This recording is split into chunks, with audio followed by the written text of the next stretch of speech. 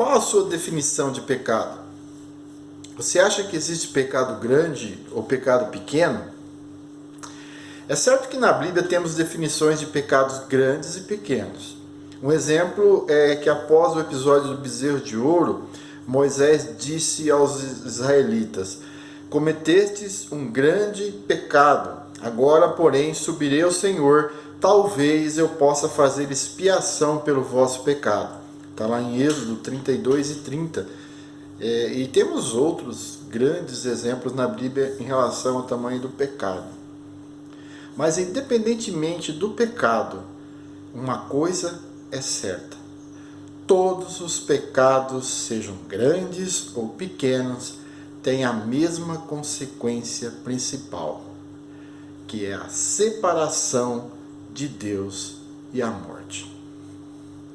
Estamos no 6º capítulo da carta de Paulo aos Romanos.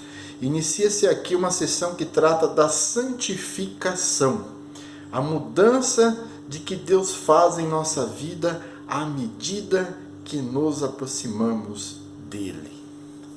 Essa sessão está dividida em 3 partes. A primeira parte está no capítulo de hoje, onde Paulo explica como os cristãos são libertos do poder do pecado. No capítulo 7, que veremos na semana que vem, ele relata a luta permanente que temos com o pecado.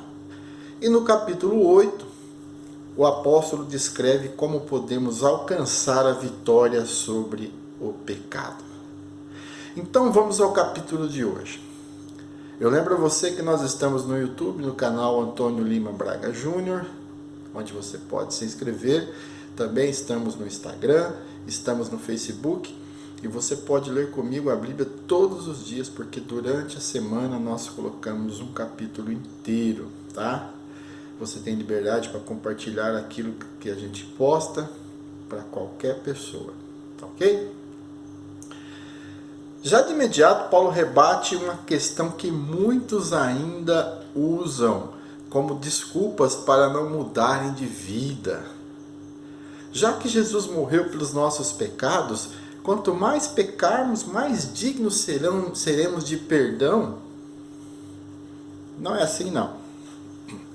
Quando tomamos conhecimento da graça de Deus, não encontramos desculpas para o pecado, mas forças para lutarmos contra ele.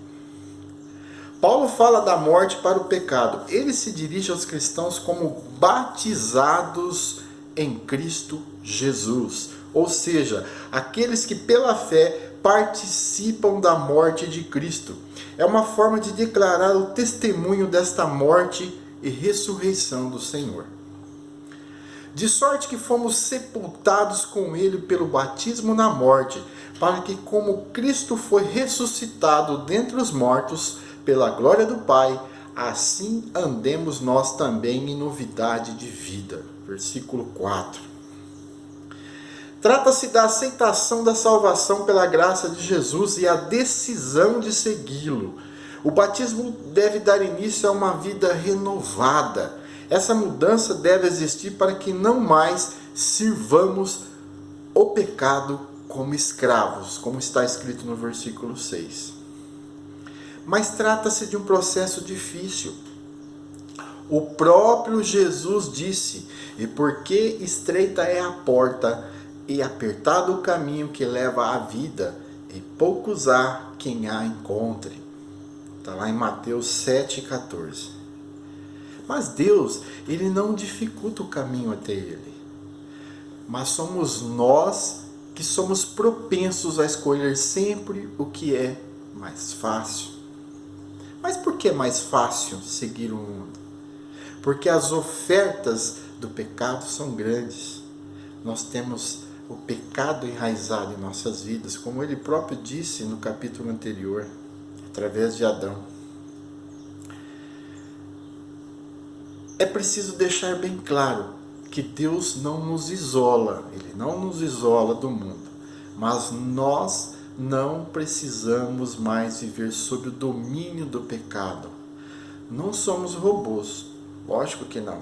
Temos nossas fraquezas e em muitas ocasiões pecaremos. A diferença, meus amigos, está no fato que antes éramos escravos do pecado e hoje somos livres em Cristo Jesus. E aí temos uma nova condição: não precisamos mais temer a morte. A partir do momento que deixamos de temer a morte, passamos a viver melhor, sem medos. Mesmo que você tenha idade avançada, mesmo que você tenha uma série de condições que te aproxima da morte, você passa a não temê-la. E não temer a morte dá qualidade de vida. Essa vida aqui que nós temos. Uma vida sem medos. No versículo 10, o apóstolo deixa claro que a vitória sobre o pecado é de uma vez por todas. Portanto, o pecado não pode ser o nosso Senhor. Da mesma maneira que Cristo morreu uma única vez por causa do pecado e foi sepultado, os cristãos devem considerar estarem mortos para o pecado e vivos para Deus em Cristo Jesus. Apesar de não estarmos debaixo da lei, e sim da graça, como está escrito no versículo 14, isso não justifica uma vida complacente com o pecado. Não. A lei de Deus revela a perversidade do pecado e a sua remuneração, porque o salário do pecado é a morte, está no versículo 23. A lei abre os nossos olhos para enxergar que a porta pode ser estreita e o caminho pode ser apertado, mas é somente por ali que encontramos o dom gratuito de Deus, a vida eterna em Cristo Jesus, nosso Senhor. Está lá no versículo 23. O processo de santificação de nossas vidas não é fácil. Temos que abdicar das ofertas descaradas que o mundo nos oferece. Exige decisões diárias e constante exame do coração. Mas onde está a dificuldade? Ela não está em Jesus, pois Ele é a porta e o caminho. A dificuldade está na nossa natureza, que é tão desarmoniosa do que é santa e agradável a Deus. 4 versículos desse capítulo nos dão uma bagagem singular para nossas vidas. O primeiro diz assim: não reine, portanto, o pecado em vosso corpo mortal, de maneira que obedeça às vossas paixões. Versículo 12. Já o versículo 16 diz: mas oferecei-vos a Cristo como servos para a obediência. Aí o 17 diz: obedecendo-lhe de coração à forma de doutrina a que fosses entregue. E o 22 diz: tendo o vosso fruto para a santificação e por fim a vida eterna. Você é livre para escolher entre 2 mestres, o mestre pecado ou Deus. A recompensa para o mestre pecado é a morte, como nós já falamos, mas escolhendo Cristo você recebe a dádiva da vida eterna. A quem você escolhe? Um bom dia, que a paz do nosso Senhor Jesus Cristo esteja com todos.